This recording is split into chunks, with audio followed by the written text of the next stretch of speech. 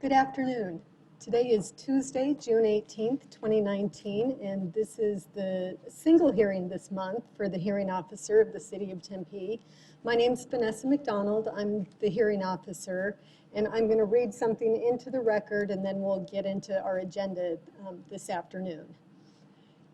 The City of Tempe hearing officer is authorized by Arizona revised statutes and the City of Tempe zoning and development code. The hearing officer has the duty to carry out both the provisions and the intent of the Zoning and Development Code and the Tempe City Code.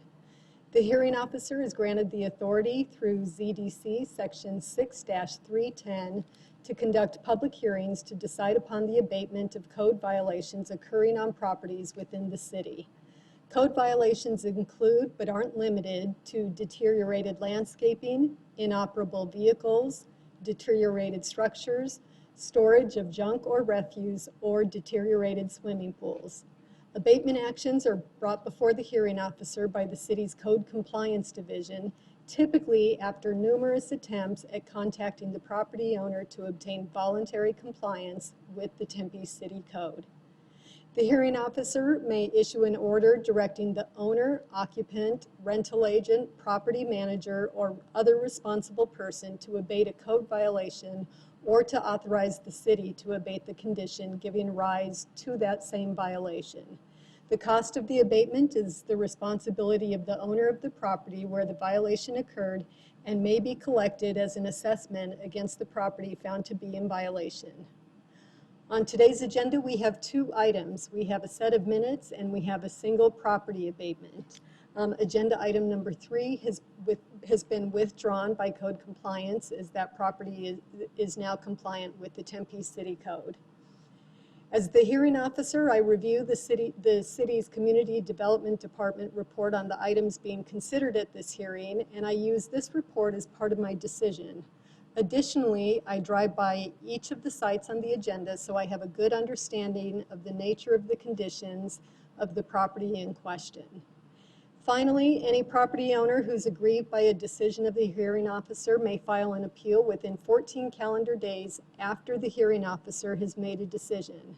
As such, the deadline for appealing any decision rendered today is 3 p.m. on July 2nd, 2019. And abatement appeals are heard by either the Board of Adjustment, after which they may also be appealed to the Superior Court. The property owner has 14 days to either file an appeal or to bring the property into code compliance. And if neither of these things happen by this same July 2nd date, the property will be abated by the city. Again, my name is Vanessa McDonald, and I'm the hearing officer, and joining me this afternoon are Shelby Meyer and Drew Yoakum. The first item on our agenda is a set of minutes from the May 7th, 2019 hearing. I had a chance to review those minutes in the packet I was giving, and I believe they accurately reflect what took place at that meeting. So I'm going to approve the minutes from May 7th, 2019. Agenda item number 2 is a request for abatement of public nuisance items at the Ecken Road property. This property is located at 3245 South Kenwood Lane, and the applicant is the City of Tempe. Good evening. Michael Glab, Residential Code Inspector for the City of Tempe. I'm here tonight in reference to this property. As in February of 2019, my office received a complaint related to junk and debris on the property. I observed the violation present and mailed a notice to the last known address for the property owner. In March of 2019, I returned to the property and had a face-to-face conversation with a tenant at the property.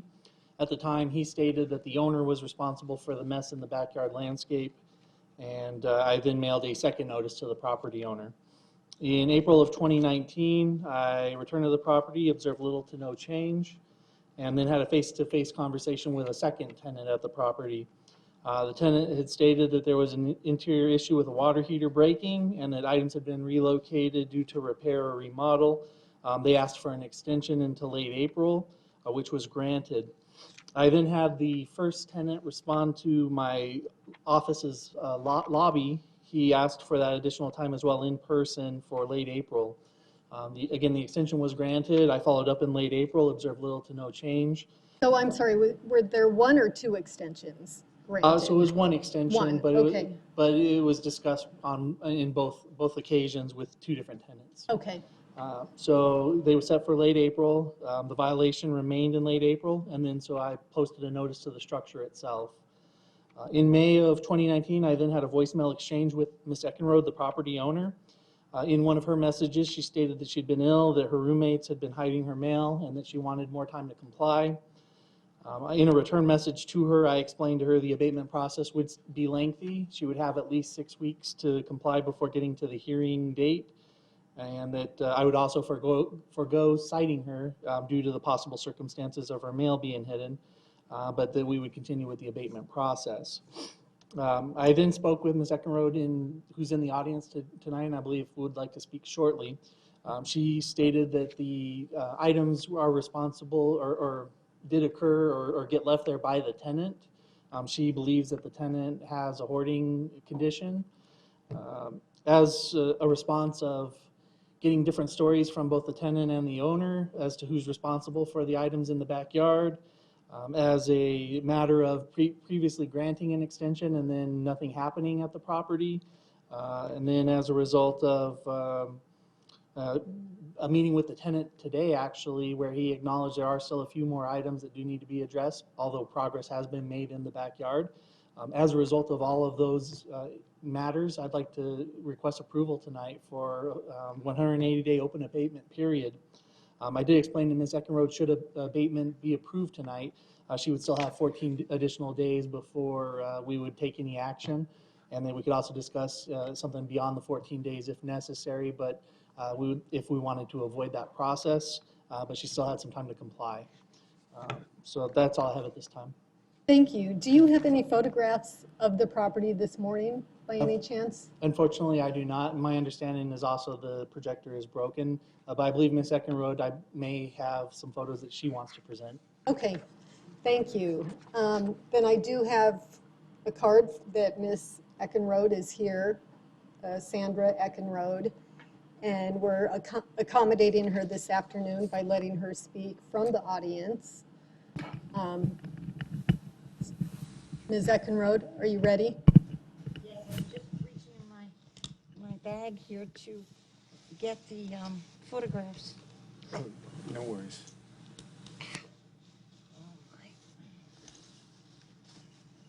Sorry, I have so many things in this bag. I have duplicates, so they want to keep one each of these.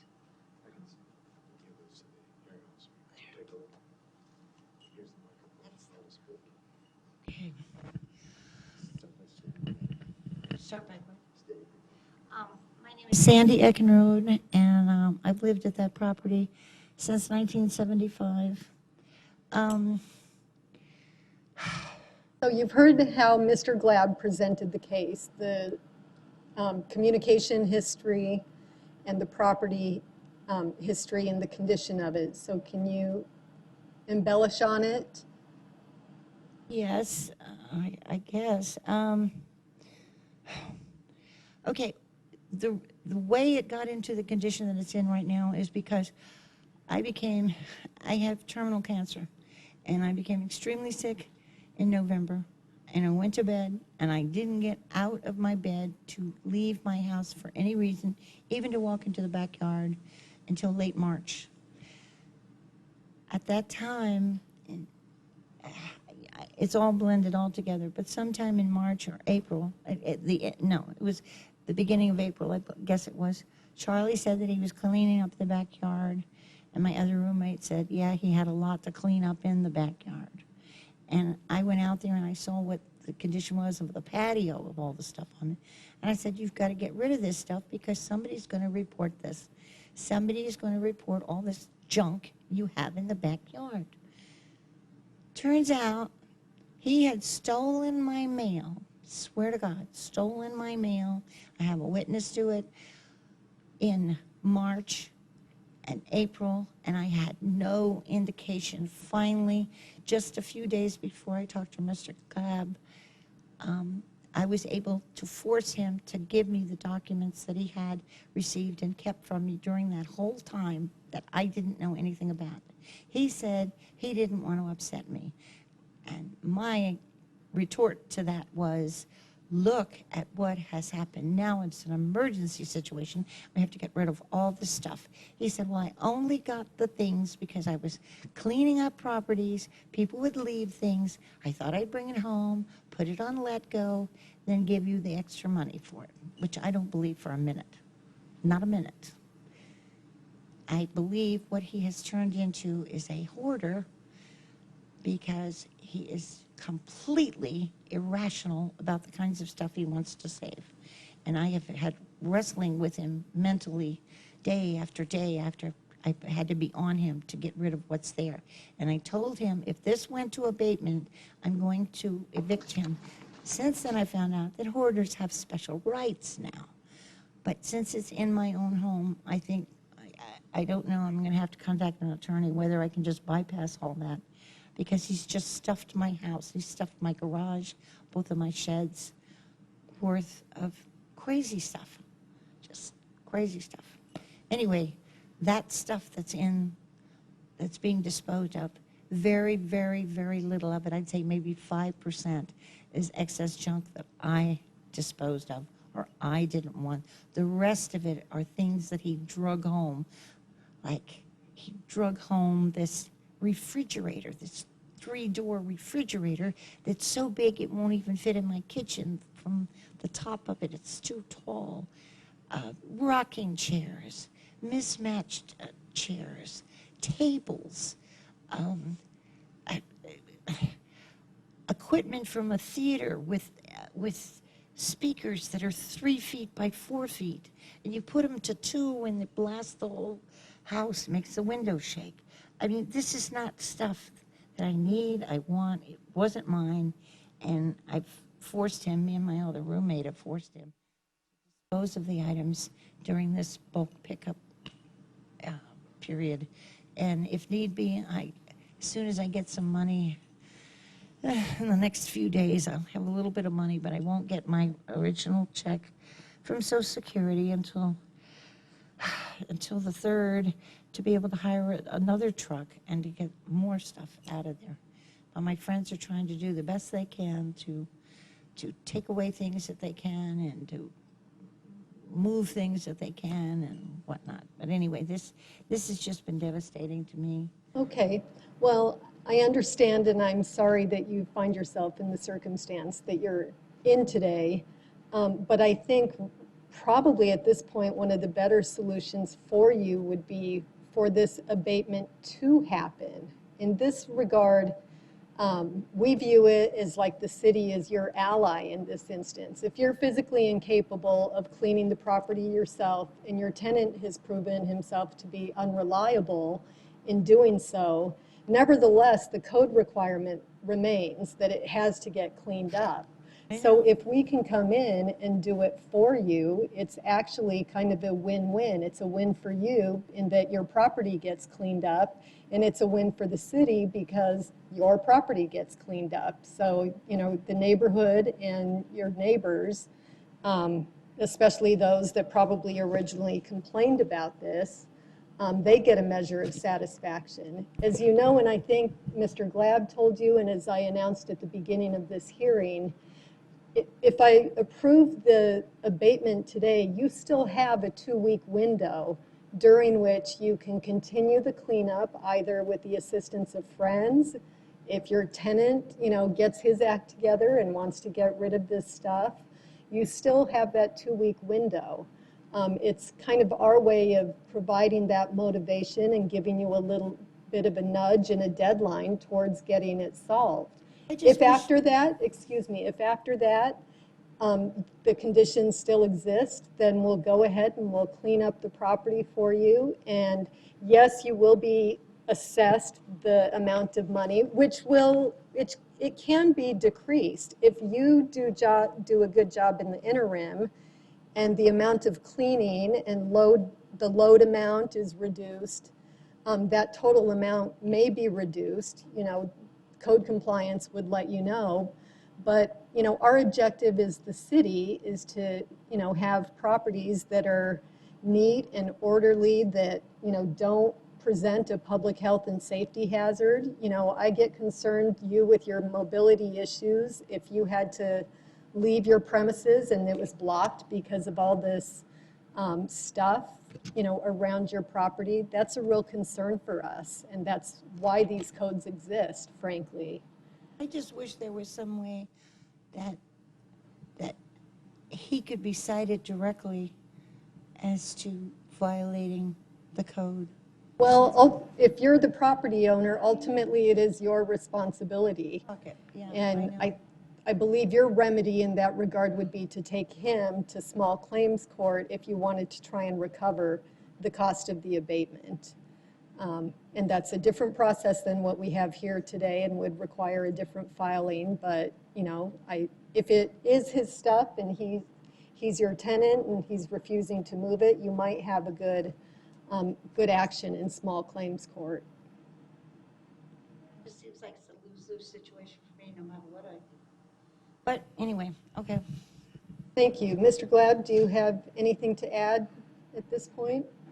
Just, again, I'd like to seek approval and not need to use the abatement process versus being back here in a month or two should the tenant have a hoarding situation and return items to the backyard a month or two from now. Thank you.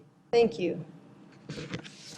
Well, having listened to the testimony of the property owner, having a good understanding of the conditions of the property owner, and also a good understanding of the process and that you do have a 2-week opportunity to either file an appeal or remedy the situation.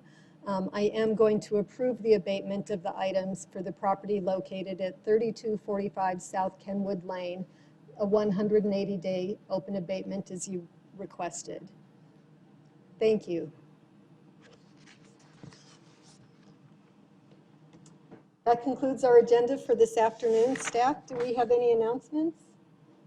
We don't. How about the location of our next hearing? Do we know that yet?